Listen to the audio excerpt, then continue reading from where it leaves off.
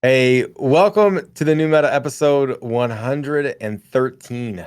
113. You know, they should make an OBS like scene preview window. You can see what you're gonna switch to before you switch to it. You can't do it with this. We can't do it with the studio thing. Studio mode. Not live. I know you can edit the scenes with studio mode. I don't know if you can edit a scene that you're not on and then see it before you switch to it. Yeah, I don't know. That'd be cool. Yeah. I don't know why OBS just doesn't put in like our Discord should put in some kind of integration to do what we're doing. You know what I mean? Right. Because like we're rigging the system to make it work, and it honestly they could just build something in that would be like, yo, because people do this shit all the time. Right. You know what I mean? You would think. So, you'd think. Do it, Discord or OBS or somebody. Yeah, man. Welcome to episode 113. It's man, it's been a crazy week. The weekend went by fast. It did. Week's going by Did you fast. do anything cool this weekend, or what happened? I went and hung out with, this loser was kind of like, I need some friends. Can you come hang out? And so I went. You should not talk about your wife like that. Oh, wow, dude. No, man, we went and kicked it at the lake together. It was a good time. We had fun. I had fun. I don't know if you had fun. Probably not, but I had a blast. What was your favorite moment? My favorite moment? I don't know if I can talk about it on stream. Your buddy Chris was looking pretty entertained Friday night. Yeah. Oh, fucked up. I don't know if that was my favorite. That was pretty funny though, dude. Yeah, it was. I don't know. Just the whole thing in general was fun. Honestly, cruising around on the boat was a good time.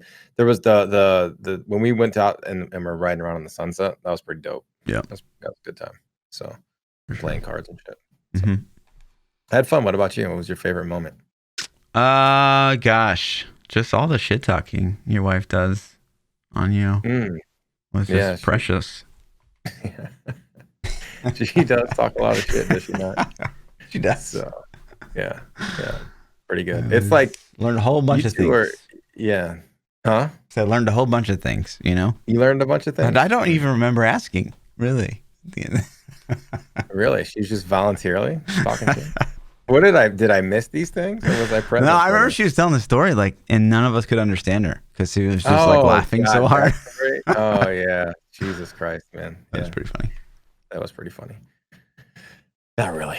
It wasn't really that funny. Anyways, nobody knows what the hell we're talking about. Sure. So we had a good time. We hung out this weekend. We live like 3.5 hours apart, and we kind of met in the middle, sort of, and had a good time, man. It was fun.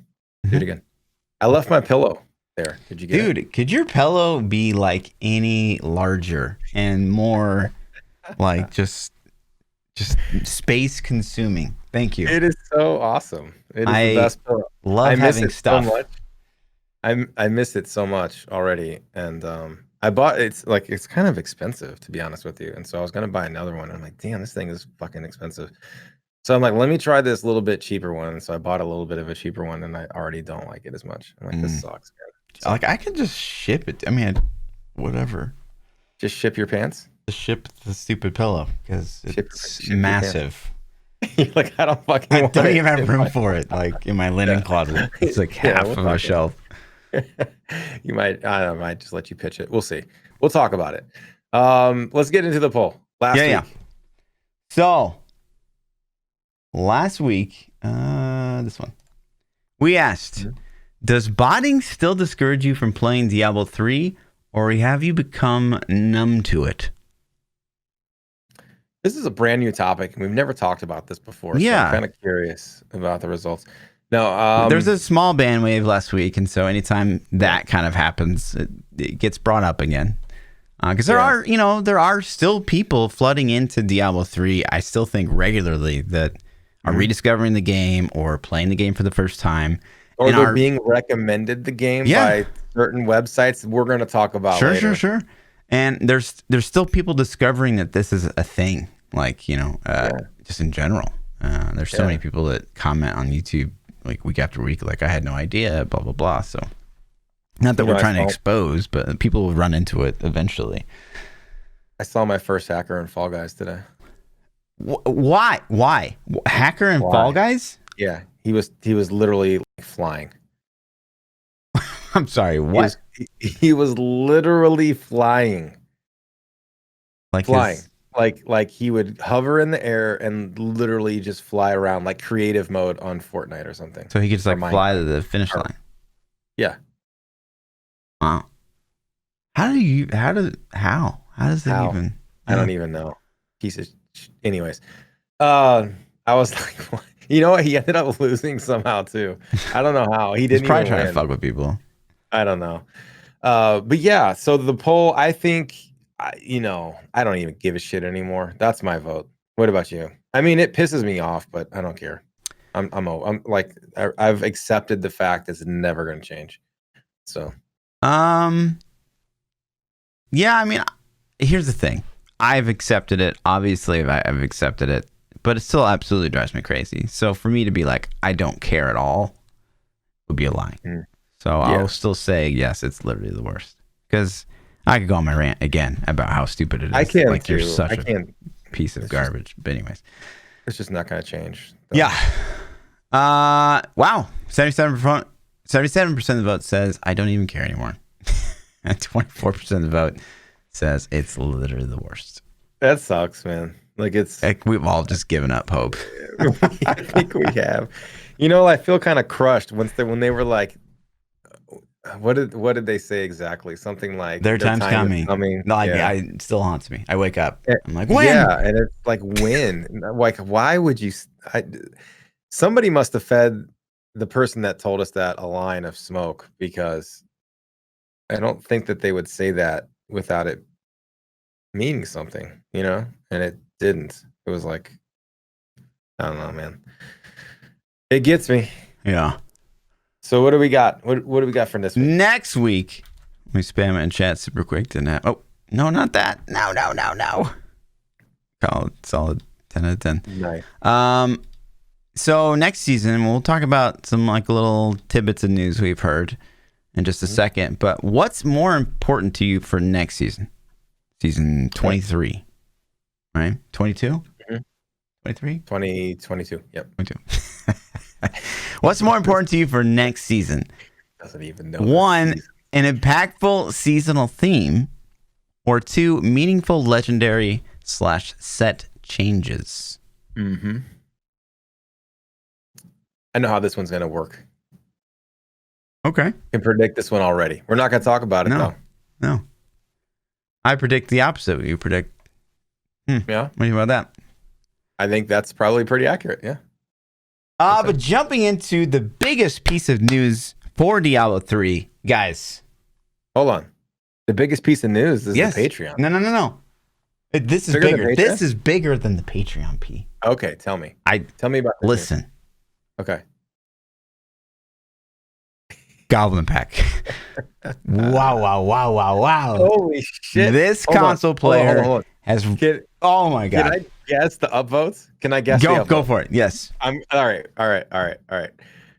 I'm going to go with 473. 322.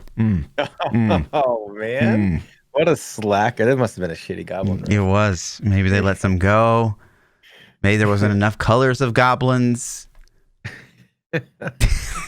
Oh my gosh. It's big news. Big news. Man, okay, so I'm gonna play devil's advocate. This person is clearly playing on console from the video. Yes. I'm gonna go with Switch, although I can't see the icons. It's kind of little for me. So I'm gonna say they're playing on Switch and they just got the game this week. Yeah. You know what I mean? Which is cool. It's cool that they're like, no, it's dope. The shit. It's super dope.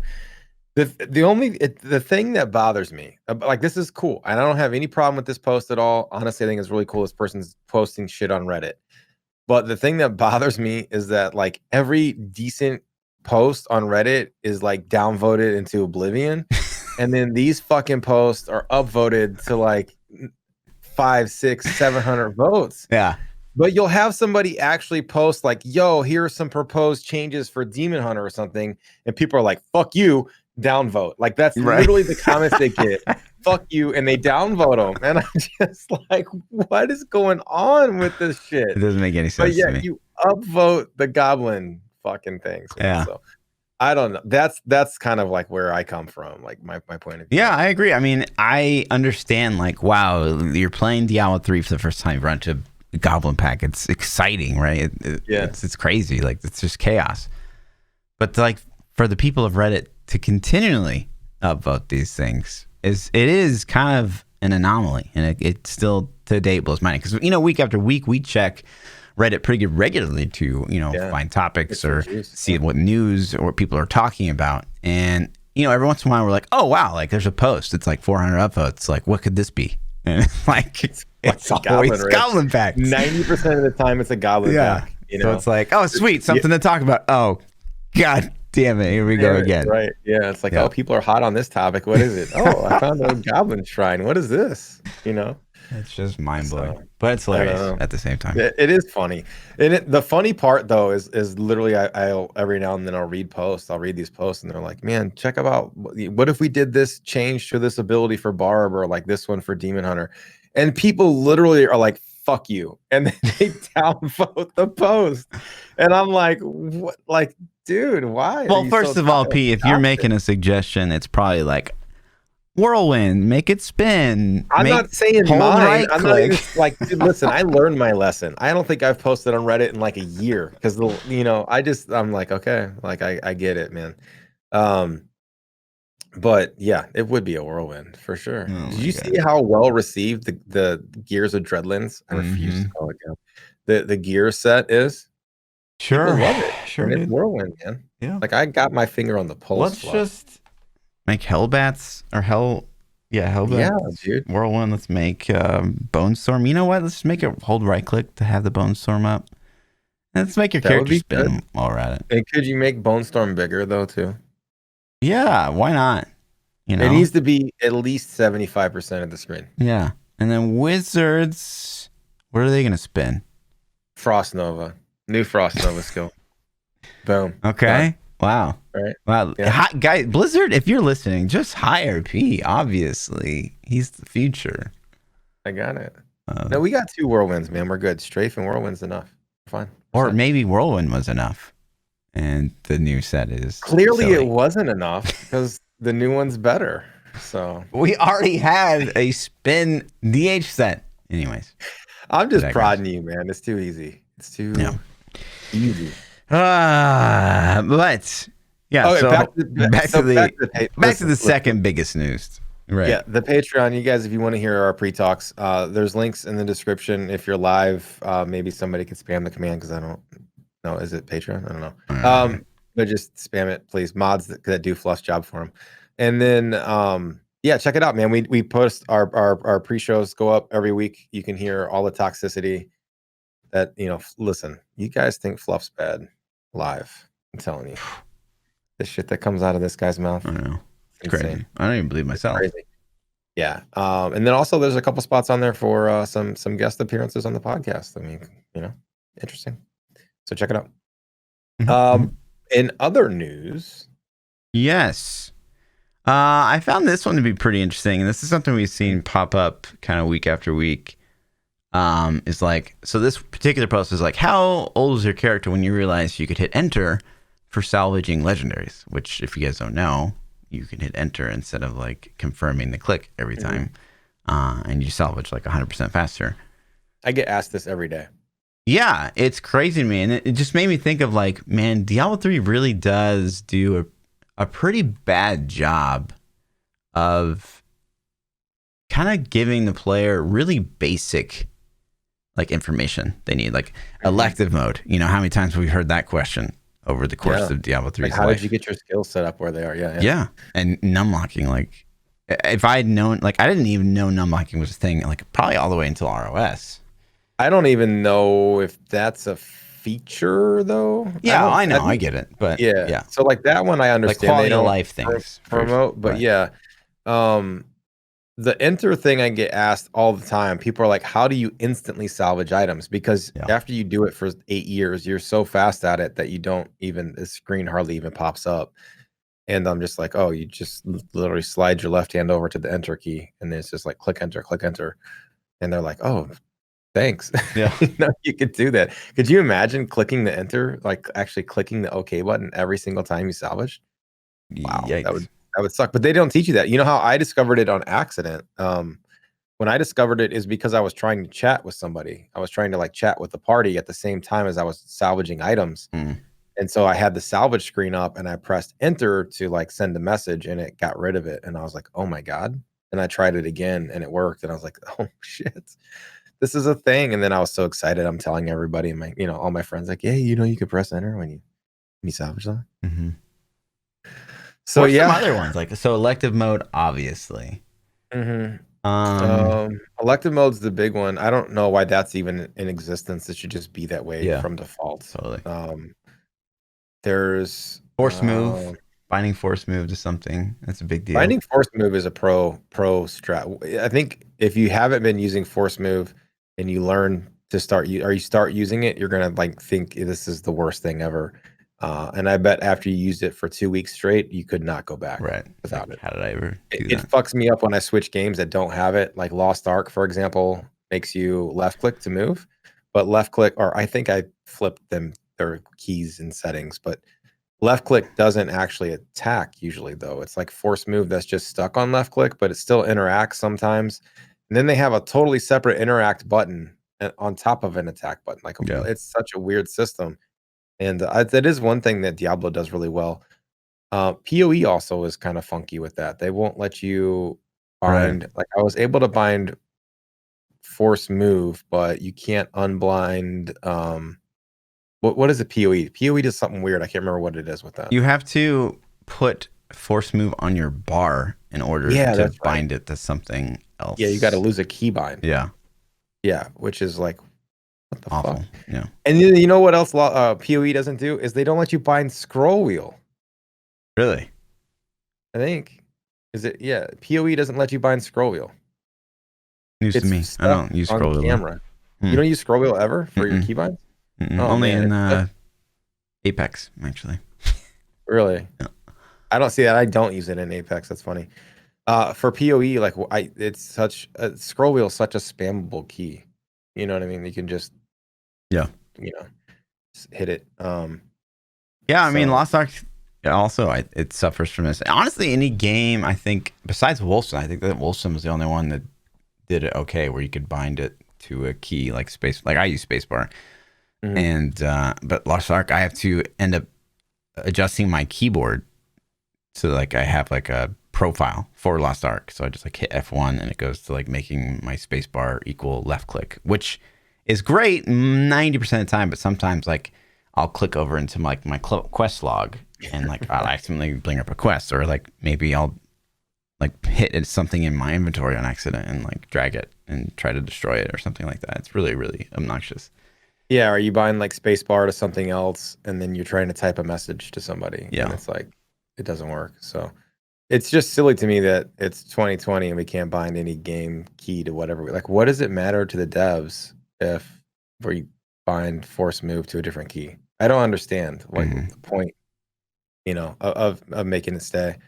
So, chat saying you can bind scroll wheel in PoE. I'm was pretty sure it was PoE. Maybe it was Lost Ark I'm thinking of. One of the games you can't bind scroll wheel. I thought it was PoE though. But yeah, trying to think of other things in Diablo that I wish I would have known. There's some little tricks that I don't know how useful they are, but the goblins all have different sounds. I remember when I finally realized that you kind of hear it at first, but then after you hear goblins for a while, you can, obviously pick up the important ones like blood and gelatinous are pretty identifiable, but everyone has a different sound to it. So you can actually know what goblin it is before you even see it.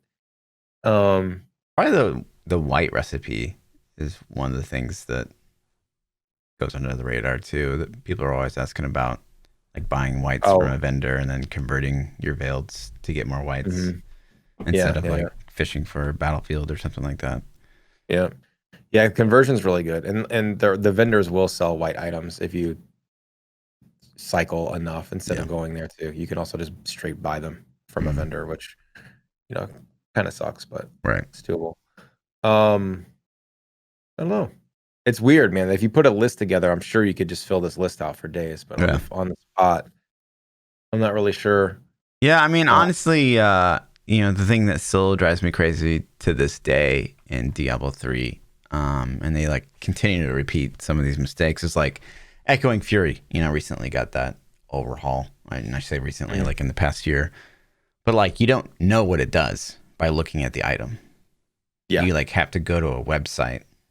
Like you have to leave the game to find out exactly what the item does, and that developers always do that, and it pisses me off. Yeah, it's like, why? I don't understand. Like I understand you want a simplified tooltip. Is there an option where I can hit Alt when I hover over it, or Shift or Control or something, and have like just give me the formula if you want to be lazy? Like let me see what it's doing. You know what I mean? Like, yeah. On killing an enemy, you gain 25% attack speed. You're right, but even like the description itself for Echoing Fury, I'm pretty sure it's pretty long still. So it's like they're not really saving that much. I don't know what off the top of my head what it says, but it's like you go into a frenzy upon killing an enemy. It's something like just like that. It's like upon killing an enemy, you go into a frenzy. Well, it's like, what's the frenzy? Right? Is it okay? I kill one enemy. How long does it last?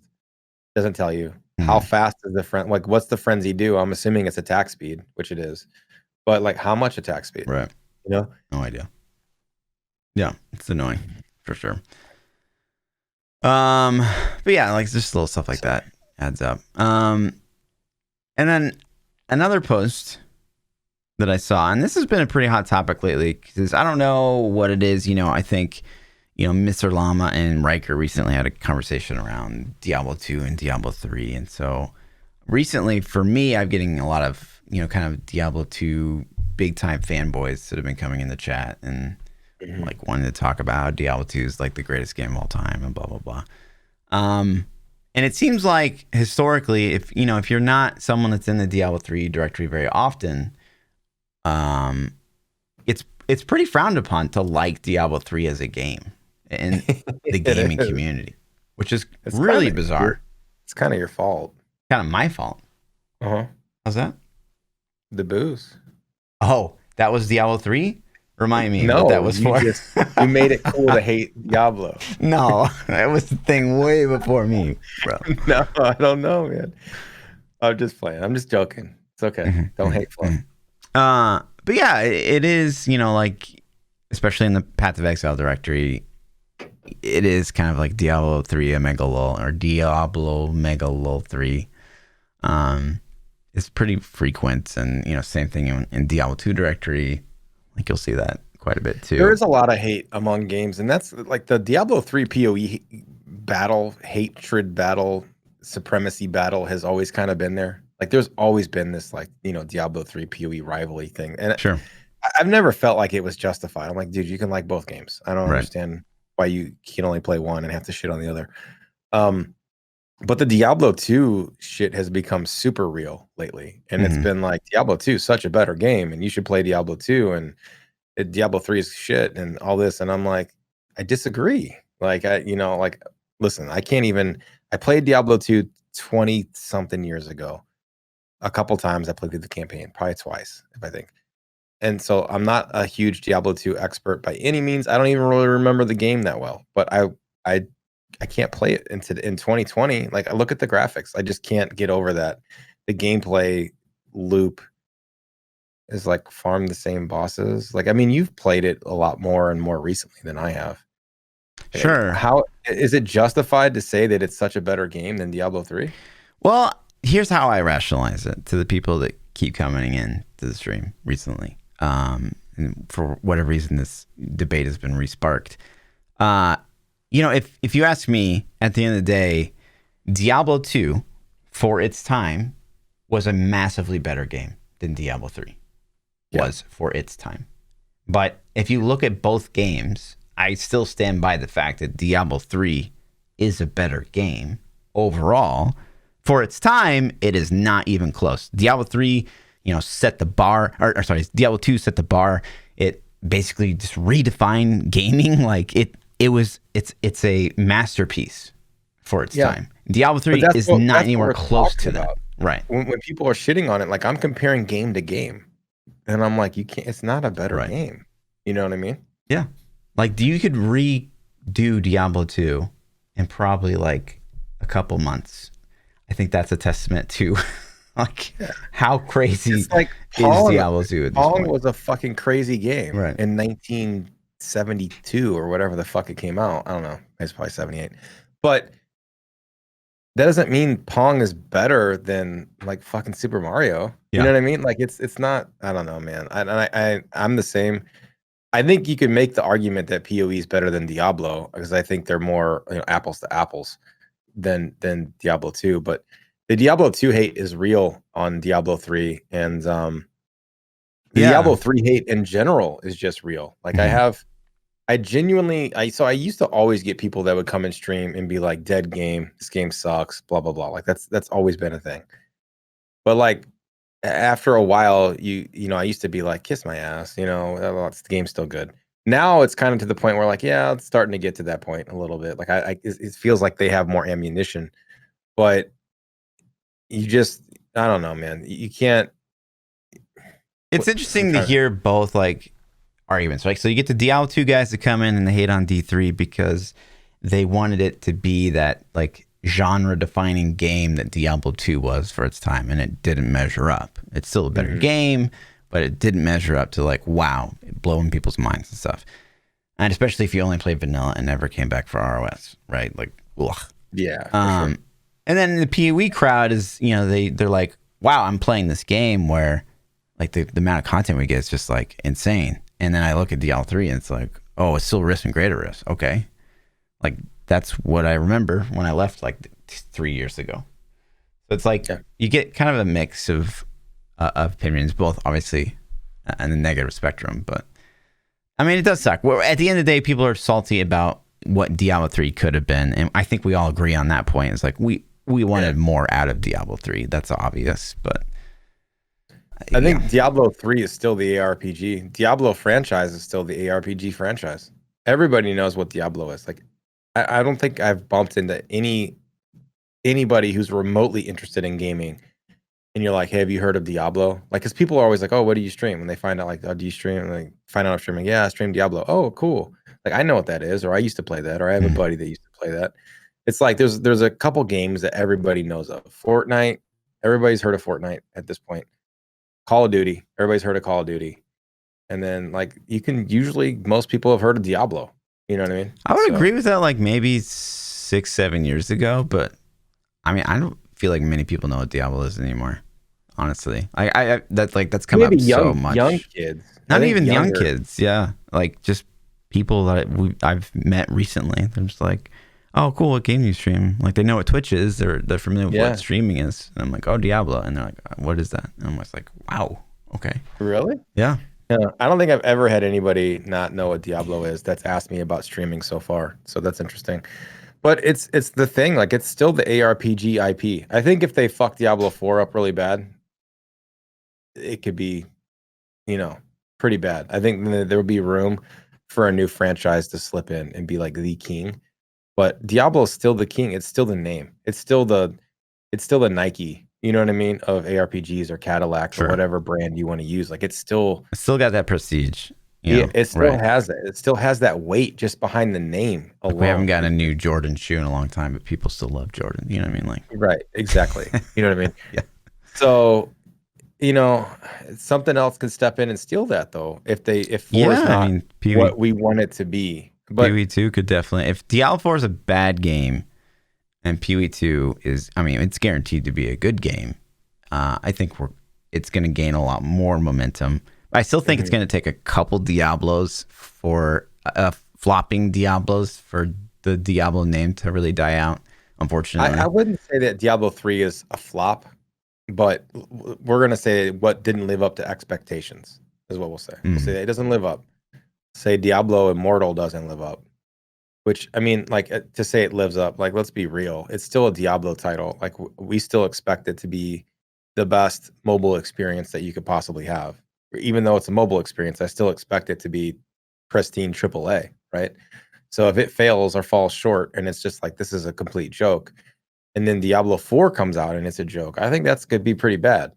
But if Immortal hits and Diablo 4 hits, then people forget about, Diablo 3's underachievements and they move on. Maybe. I don't know. I talk about this all the time, and it's just like this thing. Maybe it's because of Diablo 3. I am extremely nervous Diablo 4 is going to underachieve, just like Diablo 3. Sure. It's just like if somebody were like bet money, like red or black roulette wheel, Diablo 4 going to be overachieve or underachieve. I'm going to be like, shit, man. Yeah. I guess I'm going to go underachieve. Because Totally. I don't know, man. I'm just scared with all of the stuff I've seen and the lack of stuff I've seen. Yeah. We beat that topic to the ground, but yeah. I know. I'm just saying. It's just like. Yeah, but I do think it is becoming a thing where people like to shit on D3. It's definitely prominent. Well, the saltiness makes sense in a sense because like we said early in the podcast, we got these influx of players that are checking out Diablo for the first time, and they're like, wow, they're falling in love, and like, to experience Diablo 3 right now, right, for the first time would be a fun time. Like, you'd have a really good time for a month to 2 months period, right. And you'd be probably really obsessed with it, and then you end up maybe like, oh, I'll just wait for the next season, and then maybe next season comes around, and it's just not enough to like really recapture you, and then like you check in on the game like a year from now, 2 years from now, and it's in the same state, and it's like it just leaves you, at least a lot of people, it's just that inherent saltiness. Diablo was late in the game as far as games as a service. I think when Diablo 3 was probably conceptually started getting built in, like 2007, 2008, right? Because it dropped in 12. So development probably took them 5 years, maybe 6 years. And I think at that point in time, in the mid 2000s to maybe late 2000s, I think games as a service wasn't really as prominent yet. You know what I mean? Mm-hmm. You were still releasing a box title, and what you bought is kind of what you get, and then maybe you get a box expansion, and that's it. And I think by the time the game released in 2012, games as a service had started to become more of a thing. And surely now they are. Like, every game that releases, you just expect it's kind of like expected. Like, okay, we're going to release like kind of a beta, and then you're just going to get all this shit added onto it over the life of the game in the next couple of years.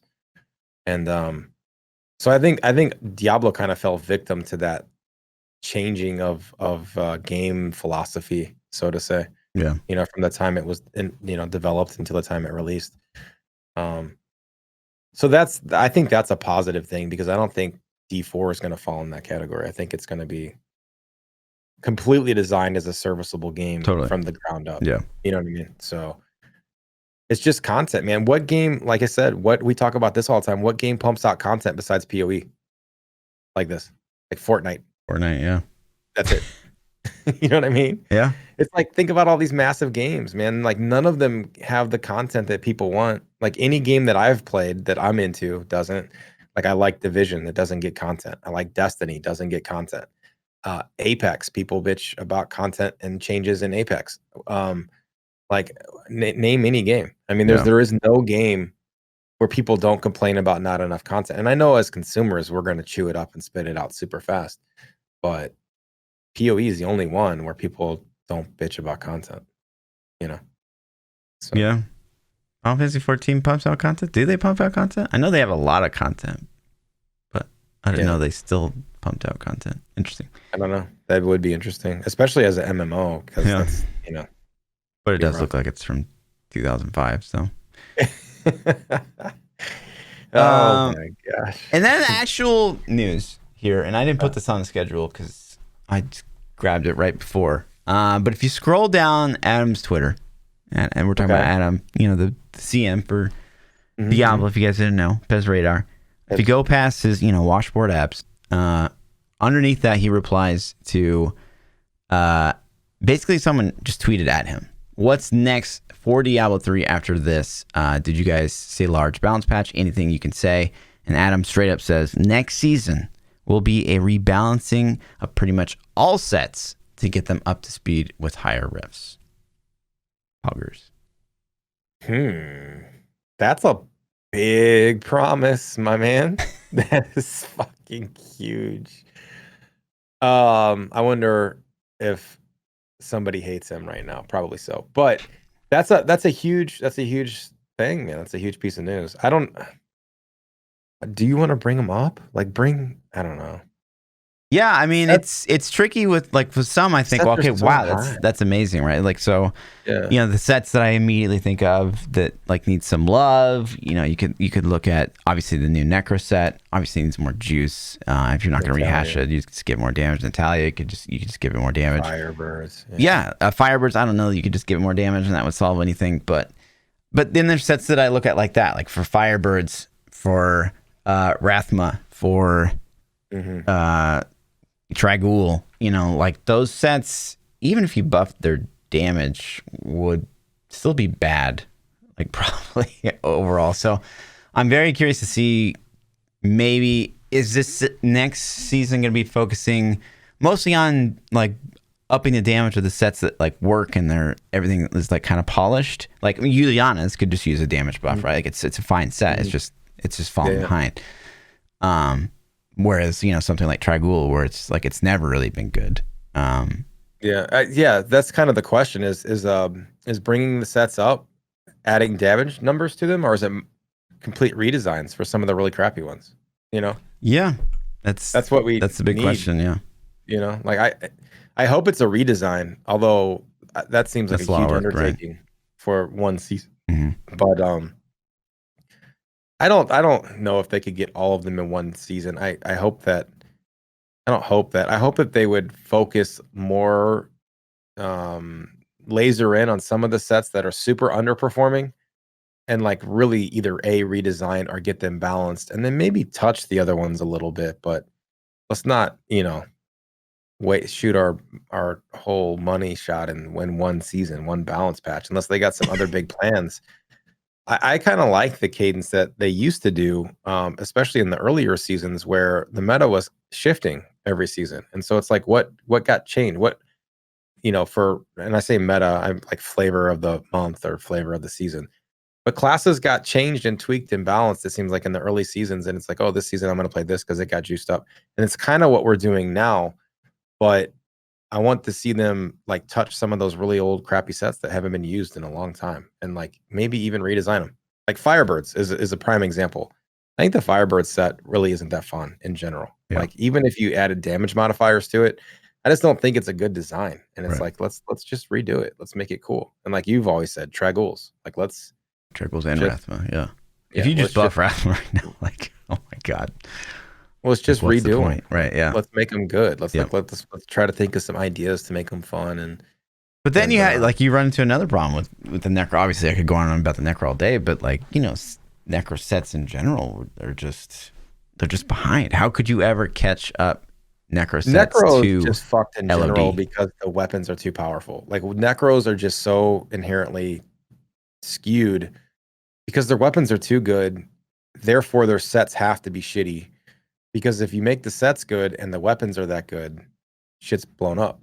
Like there might be some balancing you can do, but like Necros, I feel like they had a lot of balanced love this season. They had more stuff. So But I already see it in chat. Like someone just posted it now. And this is the problem I think that we're going to run into next season. I think, if you ask me, if you look back on the past 2-3 years of Diablo, one of the seasons that stands out to me the most is season 12, the season of balance, right? complete balance. Yep.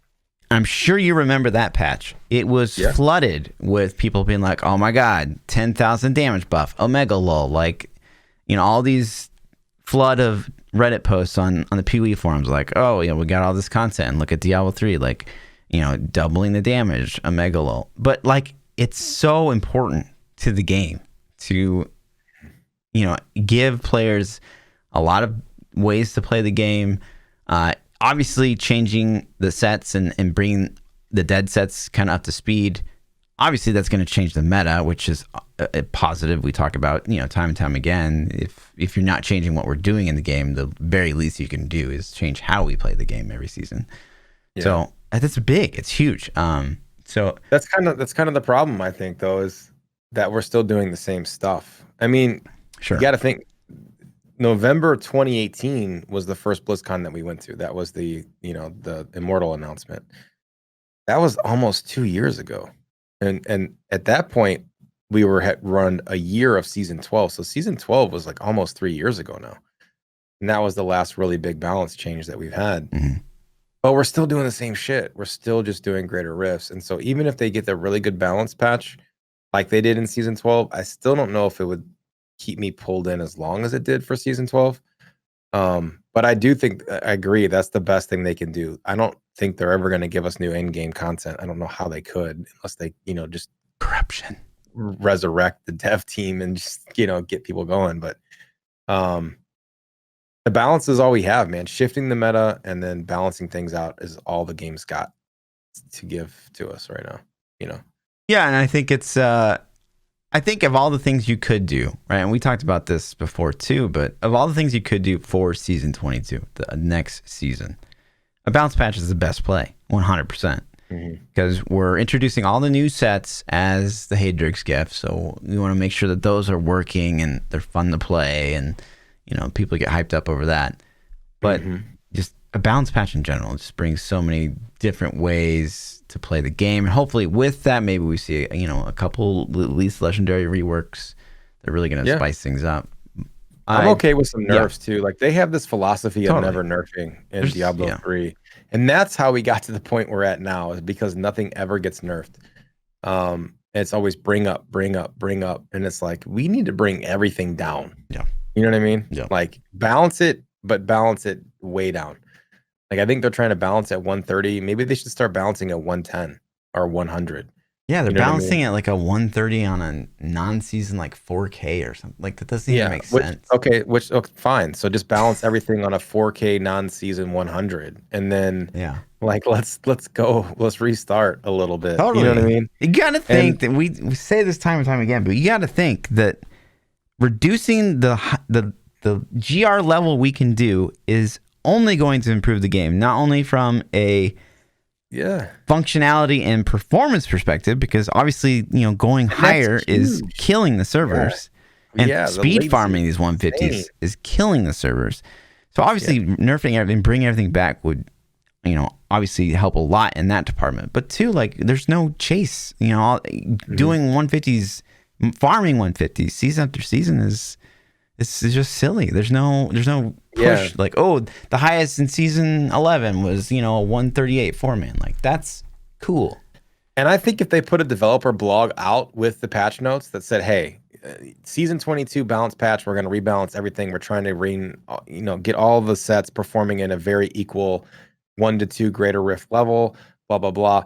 Also, we're raining down the damage of all the sets and all the gears because everybody's smashing 150s, and that's they could just go into an explanation on why they're doing it.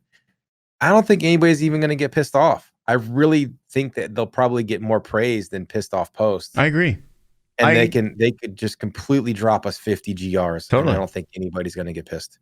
I would drive that home too, because like I think that say we go into the next season and Pestilence gets another double damage buff, like that's kind of a mega lull. Whereas if we see this like across the board, like, hey, we're gonna bring everybody down by like 20-30 GRs, and like we're nerfing everything, which would be crazy. But at the same time, I think that the people that have been playing the game longer would appreciate it more. Obviously, like the new players would be like, "Oh, I went from doing a 120 to 110. Feels bad, man." But I don't know. Yeah, but they would get over that instantly. As soon as they see everybody else is down 32, they're gonna be like, "Oh, cool. Well, this guy's not doing a 150 in 5 minutes and bitching about how he can't go higher and the servers are broken. He's trying to push another level, and that's going to be more entertaining, and that's another carrot for them to chase, which then makes the people who are into that be like, "Oh, I want to do that too," instead of being like, "Oh, this guy's broken the game. Well, why am I trying to play? I'm not going to do that." Totally. It's weird, man. And I don't think that there would be hardly any negative drawbacks to that. They're going to get a little backlash, I'm sure, from people that don't understand. But I think the majority of their player base that's been around at all would be like, "Thank you. This is the shit. Thank you so much." And then we may not even need the season of famine or whatever you want to call the Paragon cap season, item drop season. So I think that would be a cool idea, although it could be the worst idea ever to do a Paragon Cap season. We were talking about that. And I'm like, it sounds really good in theory, but when you played it, it could actually be like, this really sucks. Yeah, you know what I but mean? there's literally, to me, there's just no harm in trying at this point. Because I'm thinking if you do a Paragon Cap season, I think you should also lower drop rates a little bit too. I don't think they should be as high as they are. Or if people love the Paragon season, then you go forward with that, and then you get both. But I don't trying a little thing at a time versus it'd be hard to like it's like going into this season, right? So this season, good changes, the meta shifted, a lot of new ways to push, exciting season for the Necro, but ultimately, like, because it had an untimely coincidence with a kind of bad seasonal theme, it kind of took away from the season. Even though the season, like the seasonal changes were good, like I ended up playing like less because like the one I think I ended up playing the same amount that I always play the last couple of seasons. It's like 4 weeks, and then I'm like, okay, I'm super burnt out, and it's like, why is that? It's because I'm doing the same shit. I'm just doing greater rifts. You know what I mean? That's it. There's like, what am I gonna do tonight? T16s and greater rifts. Okay, what am I gonna do tomorrow night? T16s and greater rifts. You know what I mean? Sure. So it's like I'm pressing a different combination of keys, but I'm doing the same shit. If they can make it fun for a month, I think that's a win. And that's we've talked about that a billion times. I think that's make it fun for 2 weeks. That's a win. Yeah. Well, a balance patch would definitely do that. And the new set changes and balances every season will do that.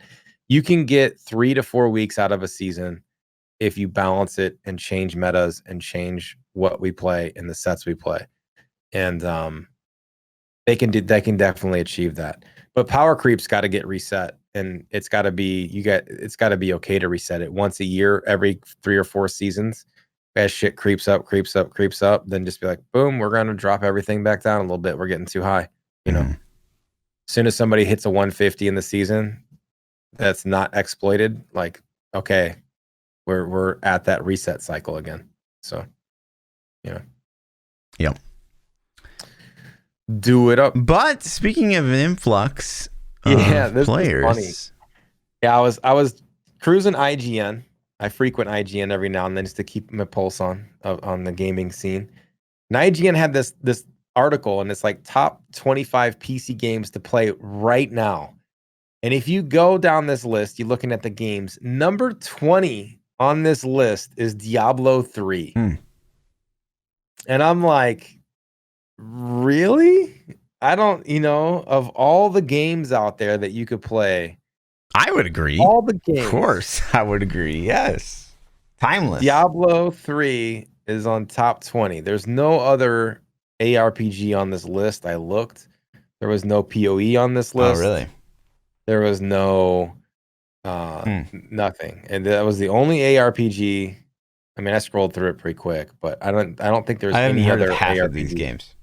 Yeah, I haven't either. And so it's Final like Fantasy 14. There it is. 14 is on the list. I saw that too. Yeah. The number one. Wait till you get to number one. This list is obviously made by an idiot, but because look at the number. Number one is Portal 2. Portal 2. There's not even World of Warcraft on this list.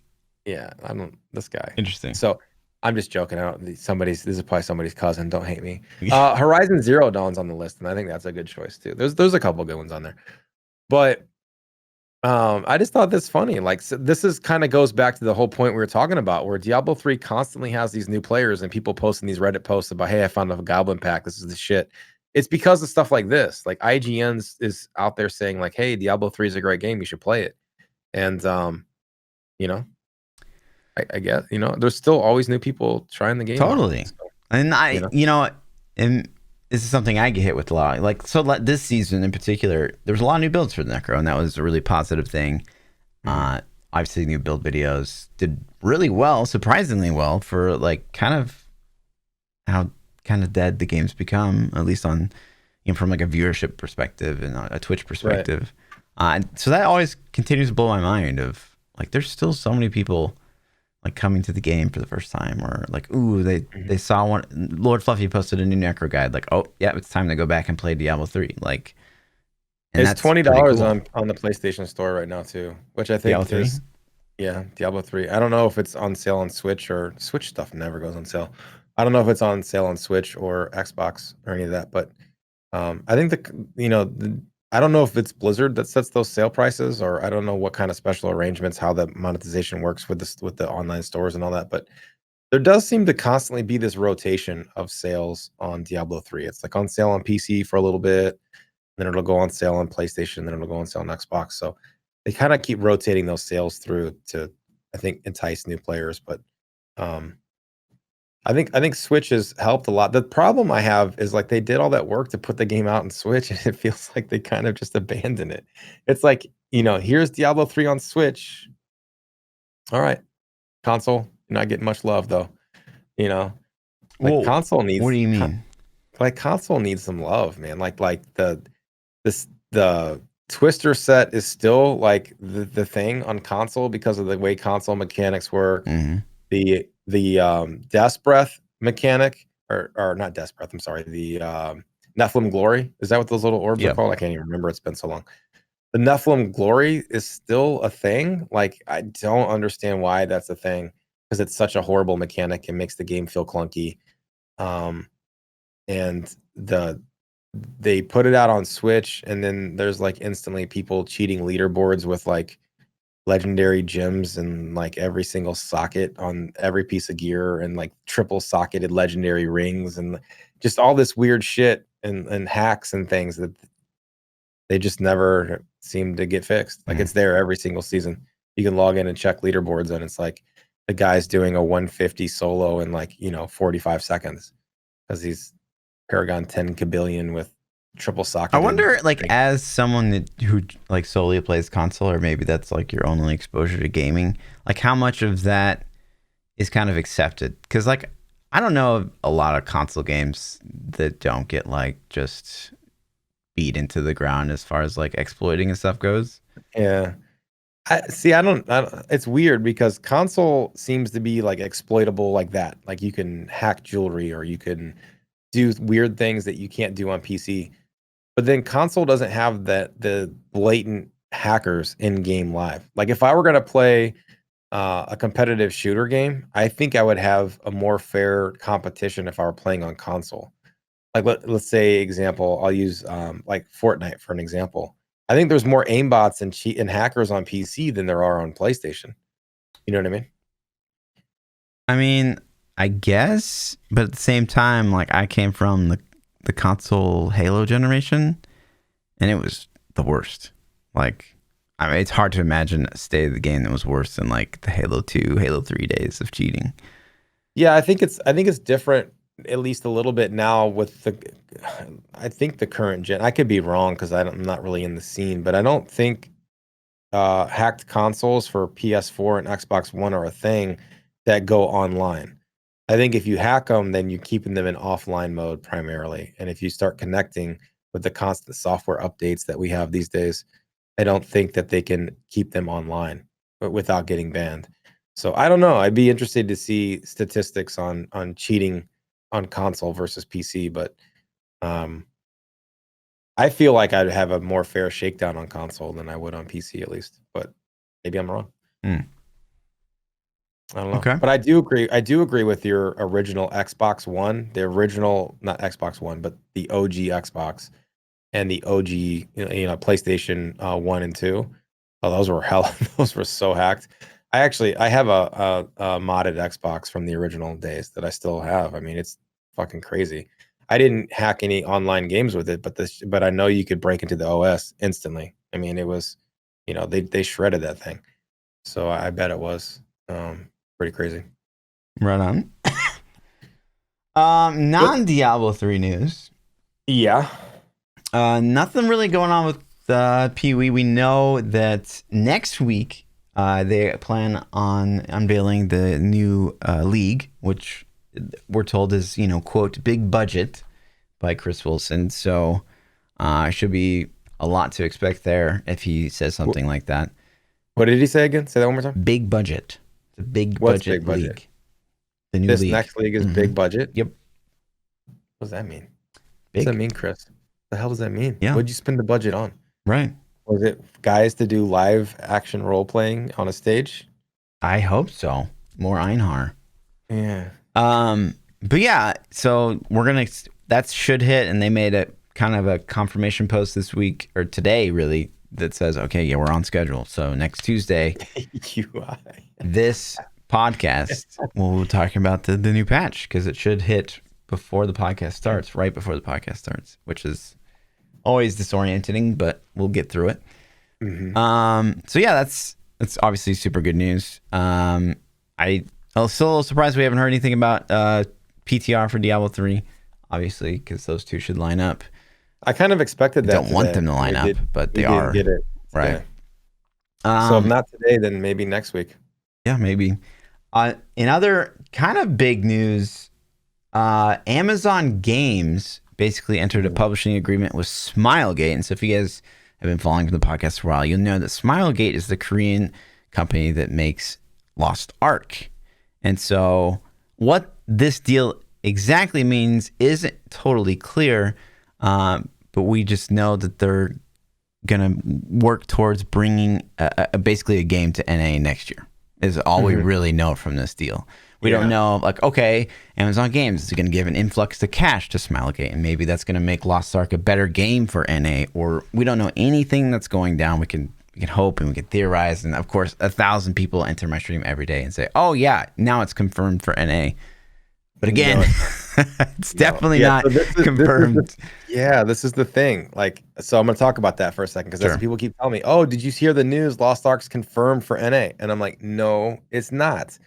They confirmed a AAA RPG release. Right. And then I looked up Smilegate. They do make other RPGs. Yes. Now, I wouldn't call it AAA. That's a big statement. But it seems extremely weird to me that Amazon would publish this statement and not put the words Lost Ark in the document anywhere. Why the F does it not say Lost Ark? It just says a AAA title from Smilegate. That is extremely weird to me. That's not a thing. And then I agree. There's probably like a 95% chance that it is Lost Ark. So, I'm not, I hope it's Lost Ark. I'm really excited for it. But what if it's a whole new title? Smilegate could secretly have a whole nother IP they're bringing. Totally.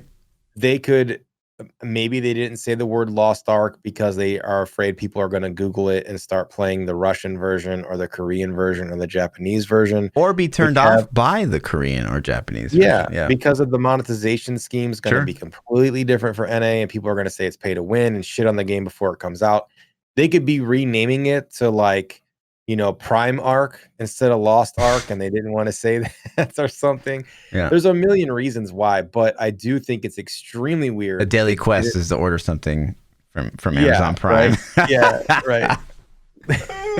Oh no. You get a free no. You get free daily completions with every order. Yep. So it's just really weird though that they didn't say Lost Ark. They just said a AAA RPG from blah blah blah. And then so people were like, oh no, it's confirmed in Korea, and they started linking me articles. And I'm like, these articles aren't from Smilegate. They're like, some really shitty third-party news site that's just making assumptions. Like unless or clickbait. Unless it's on Smilegate's official website or Twitter. Or Amazon. Or Amazon's official website or Twitter. Like, it's not official, dude. That's just somebody guessing.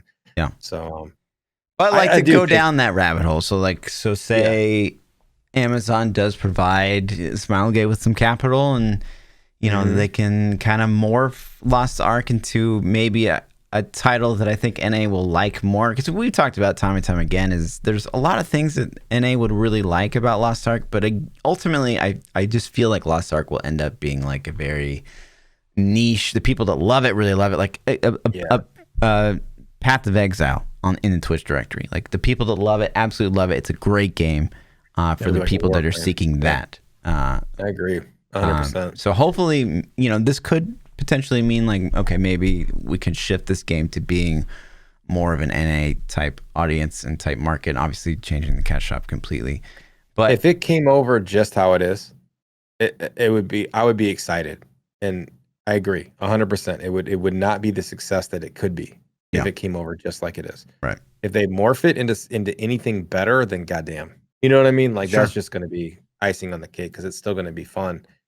Um, Something else that's been going on, like when we start talking about it in my stream, people are like, "Well, that's because this game's an MMO. It's not an ARPG."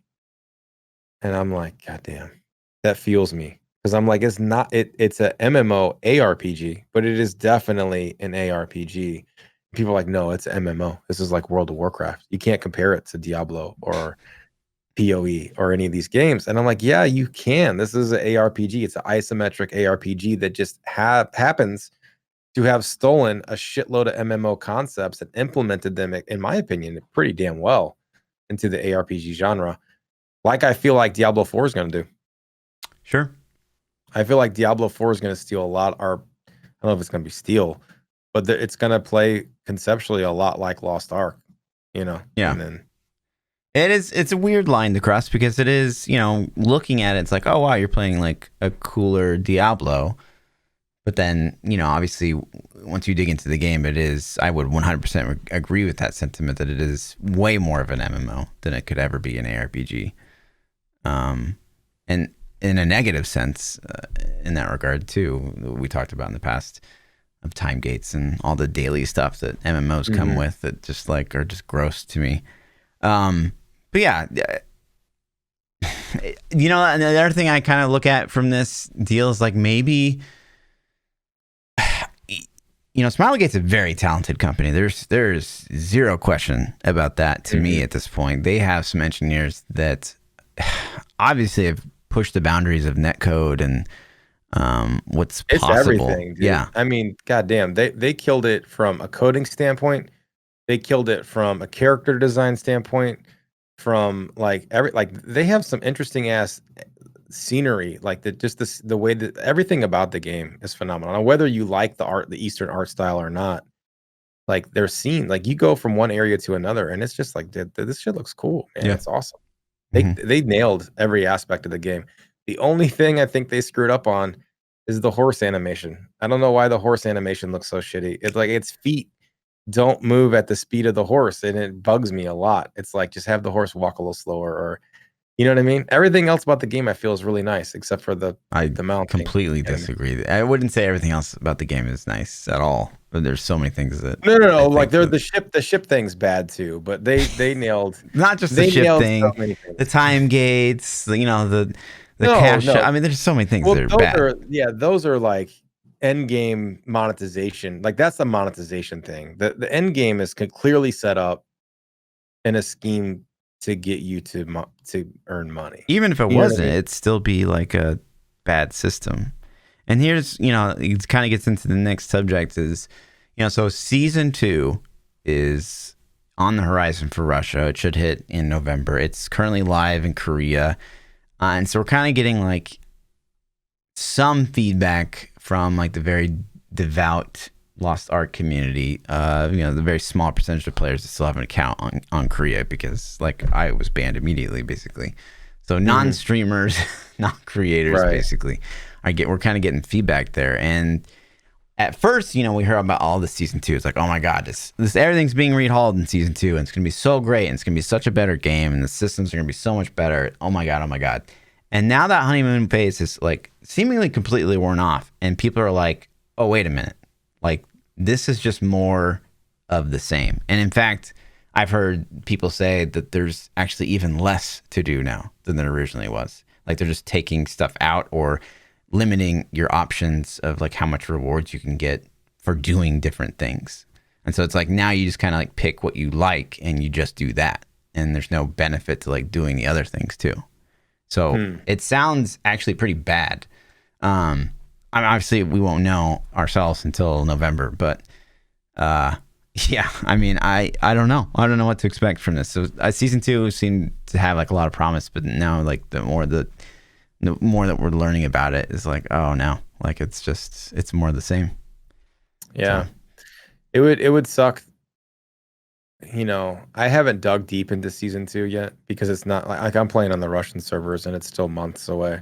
So I haven't like completely dug in yet to see what it's all about. But that would definitely the monetization of the game, I feel like, is going to be its biggest downfall. You know what I mean? And it seems like if they're doing things to try to get you to buy more loot, it's like I shouldn't even say buy loot, but to buy the tickets that let you do the activities to get the loot, so to say. Kind of sucks. And like an example for people who haven't played it is like there's a thing at the end of the game called a chaos dungeon, right? And so you can do 3 chaos dungeons a day and get loot from those chaos dungeons. After that, you can't do anymore. And the way that you do them is you have a ticket in your inventory, or a tick, like you can do 3 a day. There's 3 tickets, but you could buy more tickets. Like you can go onto the store and say, I want to buy some more chaos dungeon tickets, and then you can do more chaos dungeons that day. Or I don't know if they're permanent or what. I haven't bought any, but that's just, I don't know, man. Like I said, a pay to progress system. And that's going to end up killing the game if it comes out in NA that way. Like there's no way that people would be okay with that. So it is pay to progress. You can earn that per day, and you can't just keep running chaos dungeons. You have like infinite chaos tickets or something like that. You can only do one more. But it is, it is that pay to progress aspect that is so stupid.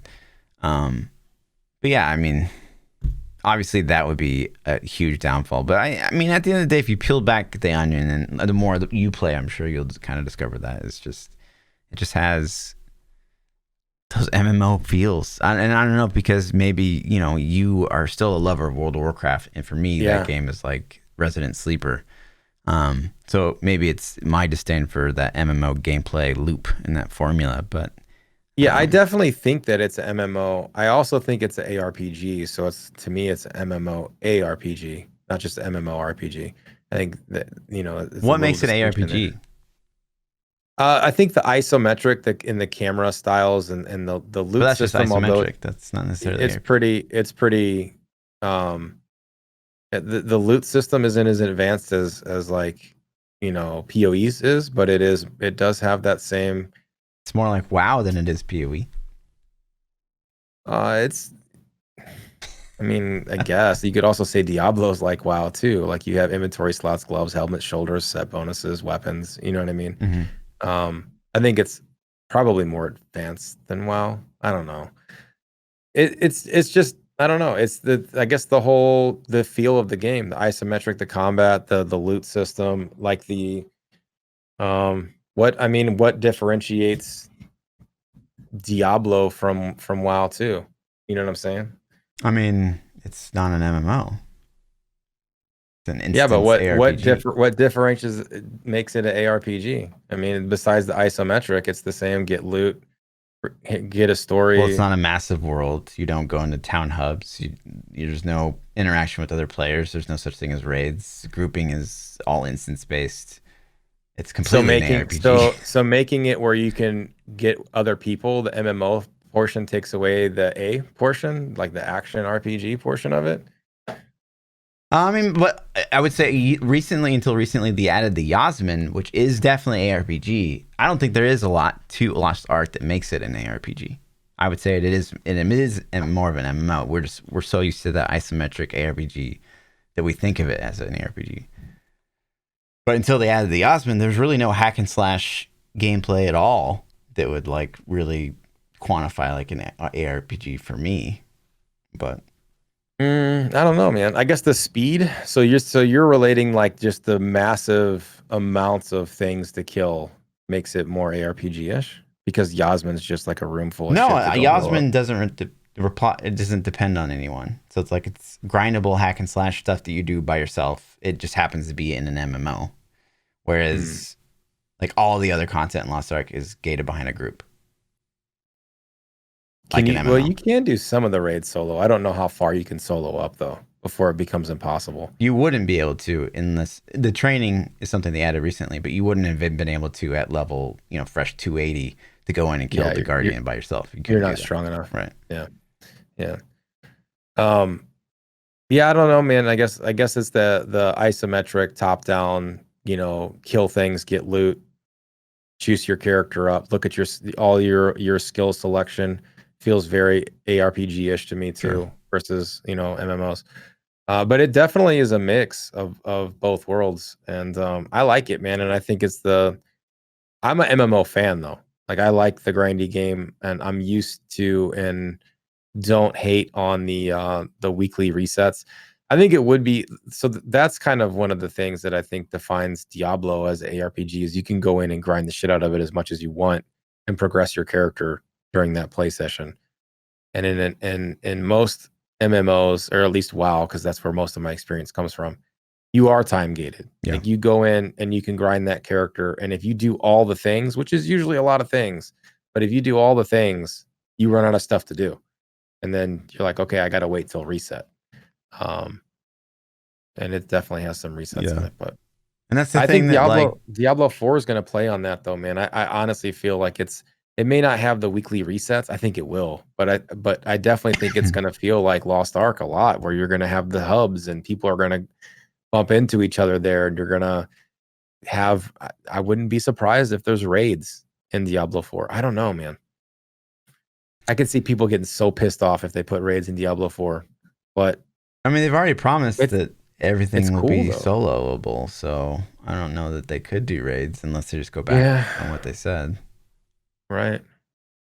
I don't know. Yeah, it is kind of weird because it's like it's gonna have that hub though. It's gonna have that lost, like the thing about Lost Ark that people, it's hard to explain to people, but I'll be out in the world and it's pretty, if you're leveling a character, it's pretty empty. You don't run into people a lot. But every now and then you'll run into a group and you'll see people killing things, and it's very MMO-ish at that point, because you're like, oh, that's cool. I've never seen this class before, and he's killing the same mob you need to kill, and then you start fighting for tags and things like that. And it's happened to me a couple times, or you'll go into a city hub, and then boom, all of a sudden there's like 5 or 6 or 10 or 20 people there. Like Yasmin, for example, how many people are standing by the portal to that thing? Like 100. You know what I mean? So it definitely has that feel to it, and I feel like that's what D4 is going to have a little bit of. You're going to be running around in the world, and all of a sudden, some dude's going to show up and start killing the shit that you need, and you're going to get pissed off about it. Like, stop, So we'll see. Yep. We shall see. There is, speaking of MMOs though, is it Amazon's New World? The big hit beta. Dealio? Yeah. It's on Twitch. People are streaming it and they got keys to it. I'm not sure how they got keys to it. Maybe there was a sign up thing I didn't know about. Yeah, there was a sign up thing. So they probably offered it to the big boys, obviously, but yeah, clearly. But I watched some of it. It didn't look that impressive to me. It didn't look bad, but it wasn't like, oh shit, I gotta try this. It was just okay. Yeah, it looks a lot to me. It looks a lot like Black Desert, to be honest. Yeah, like that same look. From a graphical standpoint, I don't think it looks bad, but it doesn't look really impressive to me either. It's not like, oh, this is like cutting edge new stuff. It's an MMO, so I guess you can't expect too much out of MMOs. It's not like I expect it to be the best looking thing ever, but it doesn't look any better than other games, So this is like pre-beta. I don't know. Is this beta. A full-fledged beta? Yeah, is this an actual beta? So yeah, I don't know. If you guys are listening to the podcast, we have Summit up right now. He's playing it, and it's I don't know, man. It's okay, I guess. I'll keep an eye on it. Yeah. I'm interested, So for sure. And then in other beta news, I played the Avengers beta Sunday a little bit. I didn't get a lot of time to play it because we didn't get back from our little mini vacay until it was late. But the beta ended Sunday or Monday sometime, so I wanted to get some playtime in before it went away. And man, it was pretty meh at best. I was like, really? The game started off, it was buggy. Frame rate was okay-ish, but on my system it should be a lot better. The first intro level was pretty shitty, and then it got better as it went along. Like, honestly, I feel like they did themselves a disservice because the first 30 minutes of gameplay was actually the worst gameplay of the game, of the demo they put out, and it got a lot better as you went along. But man, I'm glad they put that beta out because I probably would have bought it, and I'm not now. Like, I don't think it's not justifiable. It's kind of like Anthem. I don't know if you remember playing Anthem, but I was super hyped for Anthem, and then I played the beta, and I was just like, this game's not really that good, you know. So, interesting. So if you're all hyped up about the Avengers game, I think at best, I got opinions from some of my community guys too, and I kind of agreed with their statements, and they're like, yeah, it's probably going to be a fun campaign that you'll play once and then probably not touch very much afterwards. So if the campaign's 10 hours or 18 hours or 20 hours or however long, it's probably the play you're going to get out of it. And it's being marketed as a serviceable game that probably won't live up to it. So that's about it, man. Easy. Yep. Got any ThaPChild loves? Yeah, ThaPChild loves wakeboarding. Yeah. Can you say that though? Because you didn't actually do any of it. I didn't do it. So I tried to wakeboard this weekend. We were down on the lake, and you know, fuck, man, it was a lot harder than I thought it was going to be. Yeah. You know what I mean? So I just, I tried. I did probably 10 attempts. I don't know at it, and after that, I was just shot. My arms were dead. You know, so legs were dead. Mm-hmm. So it's so yeah, wakeboarding kicked my ass. I've never skied or wakeboarded before, and it was a lot harder than I thought it would be. Yeah, so. For sure. What about you? What do you hate today?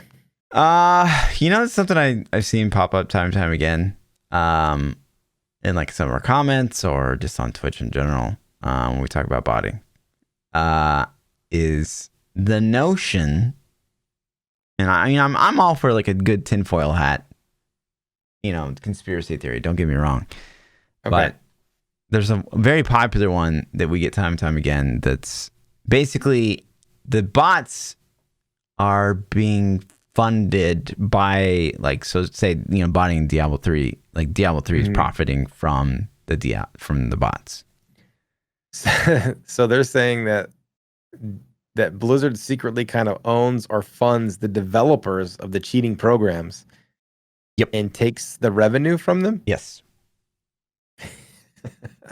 That would be illegal as fuck, for one. I'm pretty sure that would be pretty illegal. I don't know for sure. We probably need to contact some lawyer, but I don't think you could make a program that breaks TOS in the game that you make and then fund that program and collect the revenue from it and ban people.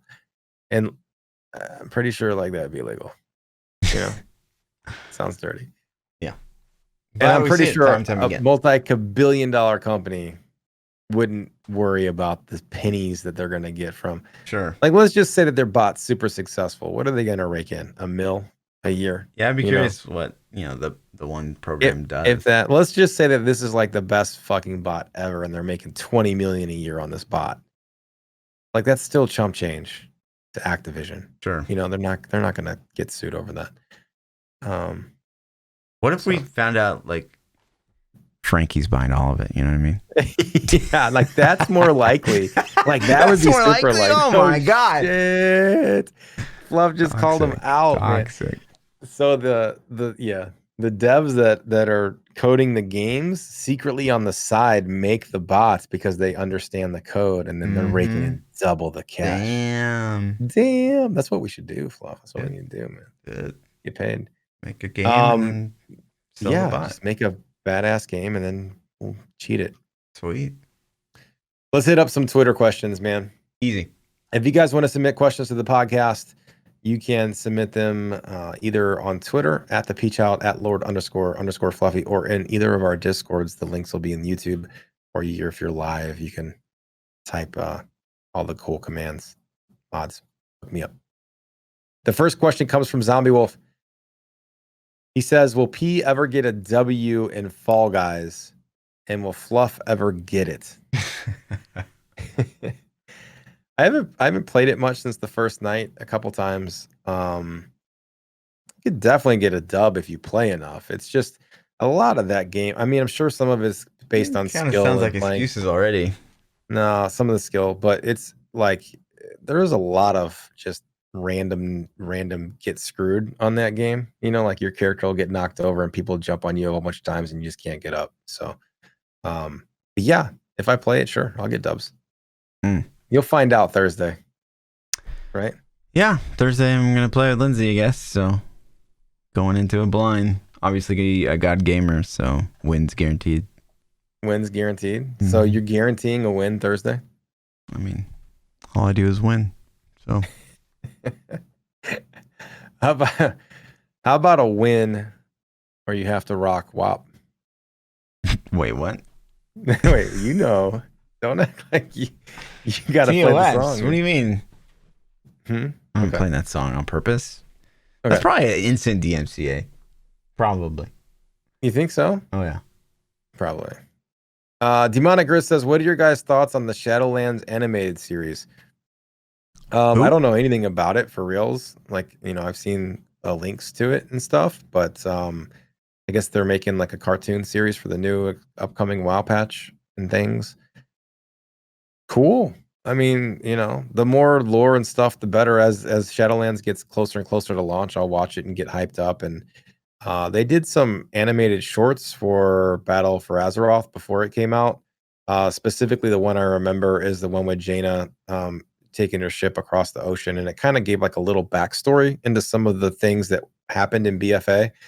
And I think for the people who take time off, which was probably most of us, it's pretty cool to like get caught up with the story. And if they can do those in animated cartoons, then cool, I'll watch them. Yeah, people seem to pog out for that. So yeah, I'm down. Especially like if they do a good job, it could just be, like it keeps making me wonder, like where the fuck is the Netflix show for Diablo? Like what happened to that? Maybe someday. I don't know. I wonder if that had tie-ins with Diablo Immortal and they shelved it because of that. Because I feel like Diablo Immortal was supposed to already be out. And maybe it was like bridging the gap to Diablo Immortal or something. I don't know. I don't know. Weird. I think if Immortal had been received well, it probably would already be out for sure. I think so too. Yeah. Maester Magus says, does it make you feel bad when you pay $60 for a game to do one playthrough? On the flip side, if you pay $100 on MTX over the course of a year and the game dies, does that feel worse? That's a good question. I mean, $60 for a single playthrough. $60 for a single playthrough, I'd never do. Like, I'm not that guy. So how long does the game have to be? Okay, well, you got Jedi Fallen Order. I got that for free. Okay. Oh, was that a sponsored thing? Yeah, it was a bounty. Okay. Yeah. So to me, I'm not. If the story's good enough, $60 is worth it. It's got to be some kind of phenomenal gameplay. An example would be Final Fantasy VII Remake or Remaster. What did they call it? I forget. I bought that at $60. It was okay. I'm not upset. I think you disagree. You're upset. Yeah, it was awful. So, learn my lesson. Like the first, probably like story-driven $60 title I bought in God knows how long. Completely burnt. So learn my lesson. Never doing that again. You're gonna buy the next one. No, I'm not. We talked about this before. Really, unless we see a trailer of the next one and it's like they leave Midgar and it's a completely open world and it's poggers, I'm not interested. I'm not even gonna look at it. If it's the same, if more of the last game, I don't even care. I'll just watch the cutscenes on YouTube or something. I don't give a shit. It's so bad. I don't know, man. I don't know. I'm down for $60 if it's a good campaign and story, but I would say more often than not, yes, I do feel bad for that purchase because it's usually not worth the $60. But if a game can pull it off, man, there's some games on that list. I think God of War, for example, is a phenomenal game, and it was worth $60 when it came out. Assassin's Creed Odyssey, another one. Some of those games are worth it.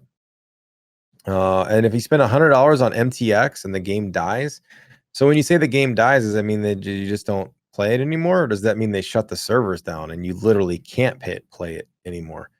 If I spent $100 on PoE over the course of the last year, and then for some reason I just stopped playing it because I don't like what they're doing with it, I'm not upset. Like, I spent that money and I was having fun. I would assume he meant more something like, say you bought like a collector's edition of like Wolfson and maybe some microtransactions and then they Well, he just like says, blew up. yeah, he says on the flip side, if you pay $100 on MTX over the course of 1 year And then the and the game game dies. dies, you Right. feel Like worse. that's Wilson, right? Like we had some initial hype and could have been something, but the game totally died because like the company was just like not pumping out anything, fixes or anything.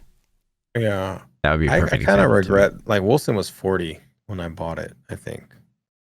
I kind of regret the 40 I spent on that more than 60 I spent on other games. You know what I mean? So I guess, I mean, you feel bad anytime you don't feel like you get your money's worth. I don't know. It's to me, I don't mind spending money on video games. I think I always like I'll go spend $60 to take my wife to a movie. If we go to the movies, we're dropping $60. I mean, I guess we haven't and since Corona, but 2 movie tickets are $40 or $20 a ticket, and then you buy a drink or a soda, or let's just say you go to dinner before the movie. You're easily in over $60 for what, 3 hours of entertainment? If you don't get 3 hours of entertainment out of a game, then you should be super pissed. I think if you get 15 to 20, you're justified regardless. You know what I mean? So Sure. I mean, so the comparison of games to movies, it makes sense, but my centerization is like totally different. okay, what's that?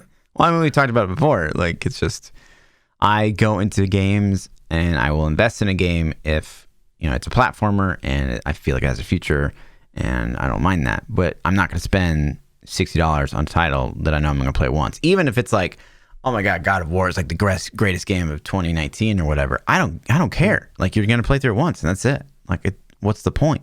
So, like, I would never ever spend that money.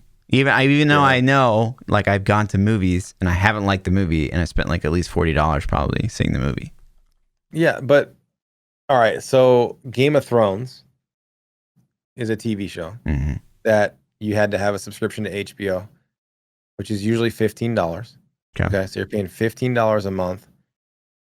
So you're going to spend, let's just say that the season airs over 3 months, because you're going to have the 3 different billing cycles. So $45 for 1 season of Game of Thrones.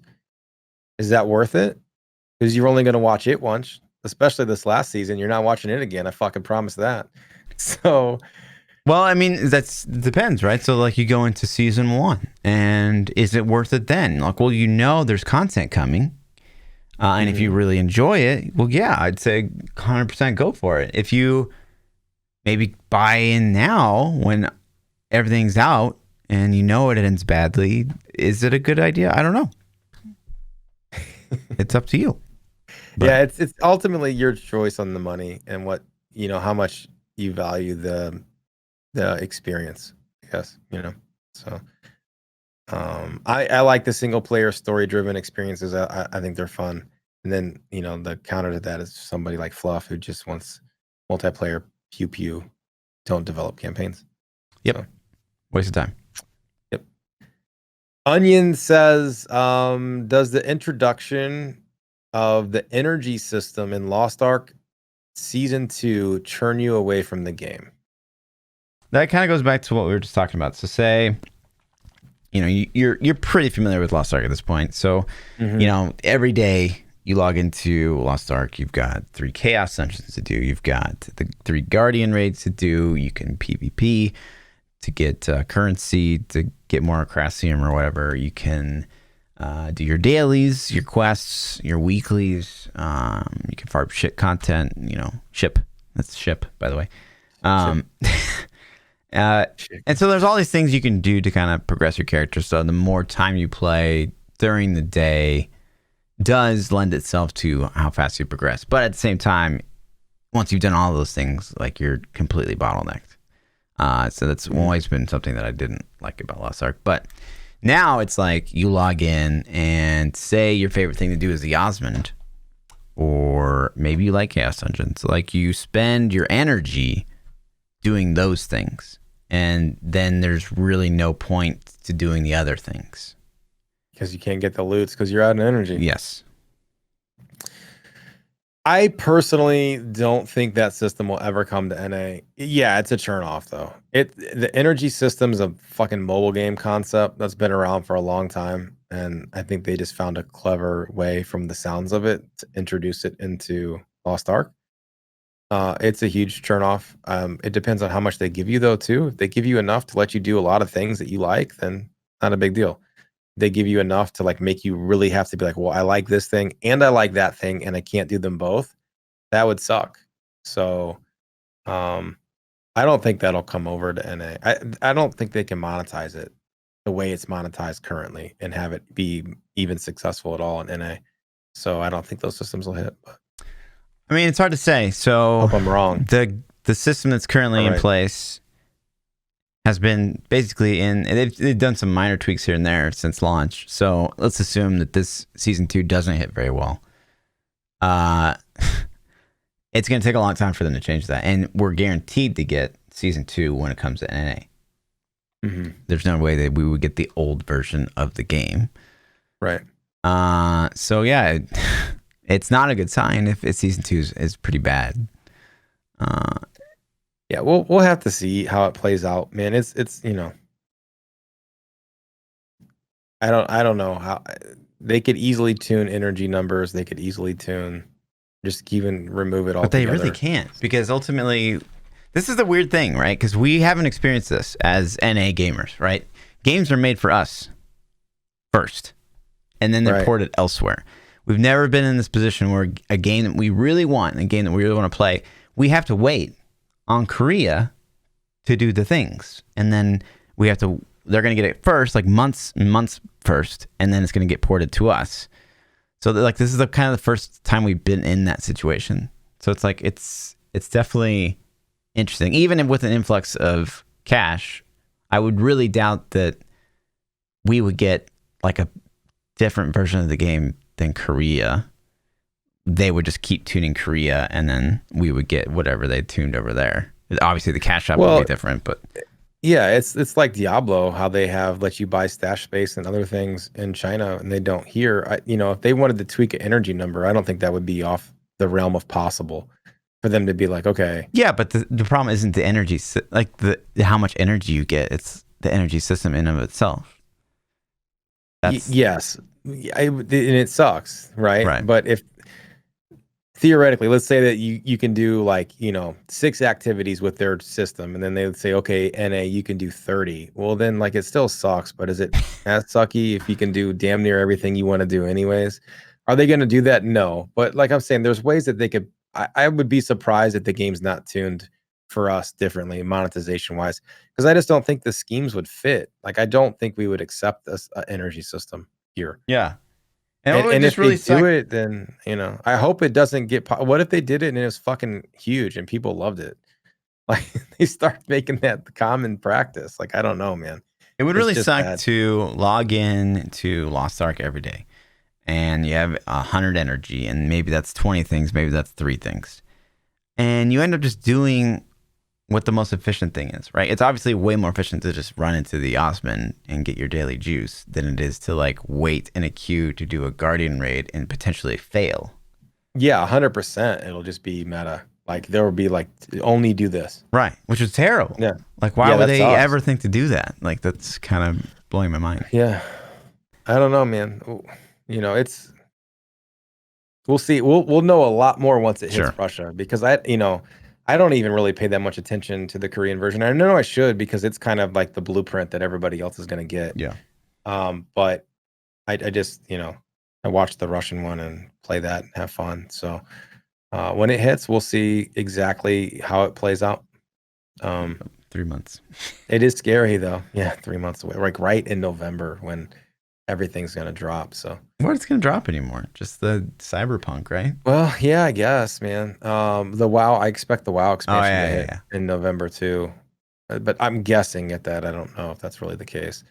So yeah, and then Destiny also has a really big expansion dropping in November 10th. So we'll see. We'll see if it's good. Will save the game. No, but I'm such a Destiny that like I'm gonna play. I know I'll buy it. I know I'll play it. I hope it's good enough that it keeps me entertained and keeps me loving the game, but I'm not optimistic at this point. Wrecking Gamer says you can be given $1 million every time you want, but you have to give a 3-hour speech about what you're going to spend the money on every time you do it. Would you take advantage of this opportunity? If so, how many times? Absolutely. Like, Wait, I would what? say I'm going to spend it on hookers and coke. I mean, like, what does it matter what I say if I just have to give the speech and I get the money? It doesn't matter what I say I'm going to Yeah. spend it on. I love the Like, sound of my own voice. Of course. I'm going to do it 100 times. What do you mean? yeah, I would be rich as fuck. I would just be, I would go up there and just be like, hey guys, 3-hour speech, start the Hey, I timer. know I just wrapped up Yeah, that last so speech, guys, but yeah. I think today I'm gonna go buy an island kind of off the coast of Florida somewhere, and I how probably am I going will to drag ship a this out for 3 hours? yeah. I'm gonna have a Lamborghini flown over, and I'm probably gonna get some chrome wheels on it. And yeah, I don't know, man. Yeah, it would be super easy, and I would literally do it every day. Yeah. So Maybe it's like meant for um, people that have like that public speaking phobia. yeah, probably. Are you scared of public speaking? Which is obviously not us because Well, it's not the same. I think they probably go hand in hand. I bet people that have fear of public speaking would probably not jump in front of a camera either on stream. Maybe. It'd be interesting to find out. You have a phobia of public speaking? Chime off in the comment section and let me know if streaming would activate that fear. Crayons with a Z says, what legit movie title would make the best title for an adult film also? What? What movie title would make the best title for an adult film also? So like if you took it and just used the same title but it was an adult movie. Geez, I don't know. Can't think about it. I'm drawing a blank.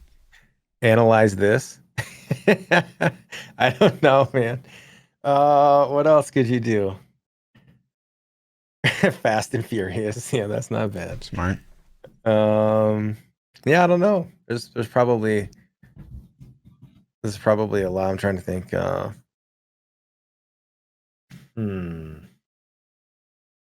Trying to think of one that's like super bad, but I can't. You don't have anything? You drawing blanks? Yeah. No idea. Chat's lighting it up right now. Yeah, actually, they got it. They're on it. They get this. Edward Scissorhands? I don't know, man. Gross. All right, so Hex says, "What's your favorite alcoholic and non-alcoholic drink?" I mean, non-alcoholic would unfortunately be Coke Zero, but I try to stay away from it as much as I can. Okay. Because that aspartame, P, as he drinks his aspartame. Is that an orange soda? What are you, 11? What? Who doesn't like orange soda, man? Are you good God. God, fucking St. Louis, man. This guy. Yeah. Don't orange soda shame me, man. That's all. Alcoholic beverage, anything with a full banana in it. You guys know me, man. I love a fruity cocktail. A full banana in the tailpipe, huh? Yep. Interesting. I love like a tiki bar. I'm like the happiest man on earth. Really? Yeah. I'm getting F. Non-alcoholic. If everything is on the table, I would say it's hard. Like I really love sweet tea a lot, and I drink that a lot. But apple juice is kind of like one of my favorite guilty pleasure drinks. I don't drink it often, but when I want something like good, I just like apple juice. I love apple juice. Apple juice, man, it's so good. And then, but that's not my most common. I'd say my most common drink is sweet tea. And then alcoholic, yeah, vodka. I don't know. I don't drink anything ever, so I don't have one. But I just, if I someday decide to become alcoholic, I'm gonna just use vodka bottles and just drink myself to death with vodka. Smart. Yep, that's it, man. That's all the questions we had this week. If you guys want to submit questions to the podcast, you can submit them on our Discords or Twitter. And if you want to catch more of me, you can catch me at ThaPChild on all the places. Yeah. And I'm Lord_Fluffy, double those underscores on the Twitter. We'll see you boys next week for a 114. Or 3. 114? 4? Yeah. Yeah. 114. Peace.